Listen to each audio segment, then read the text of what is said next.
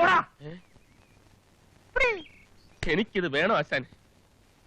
പോലീസുകാർ ഒലക്ക കൊണ്ട് ഉരുട്ടിയപ്പോഴും, നഖങ്ങൾക്കിടയിൽ മുട്ടുസൂചി അടിച്ചു കയറ്റിയപ്പോഴും, ഈർക്കില് കുത്തി കയറ്റിയപ്പോഴും ഞാൻ ആശാന്മാരെ ഒറ്റിയില്ല.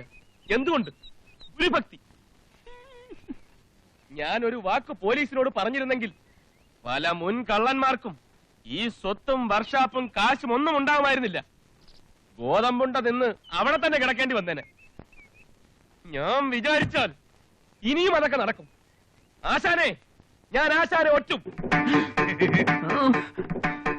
വീണ്ടും കാണാം. ഇവിടെ വെച്ചല്ല, സെൻട്രൽ ജയിലിൽ വെച്ച്. Good bye.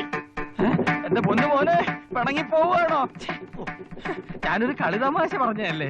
സ്വന്തം ശിഷ്യന്റെ അമ്മയ്ക്ക് ആശുപത്രി കൊടുക്കാൻ 3500 രൂപ തരാത്ത ഒരു ക്രൂരനാണ് ഞാൻ. നീ വിചാരിച്ചോടാ? താനൊങ്ങനെ വിചാരിച്ചോടോ? സത്യം. അത് എന്റെ വിവരക്കേടുണ്ടാ. പോയി വെള്ളം ചൂടാതെ നോക്കണോ. നിന്റെ പരോൾ എന്നാ കഴിയുന്നത്? തിങ്കളാഴ്ച, അതായത് മൺഡേ. MONDAY. ഈ വണ്ടി എങ്ങനെയുണ്ട്? കൊള്ളാം. അടിച്ചു മാറ്റണ.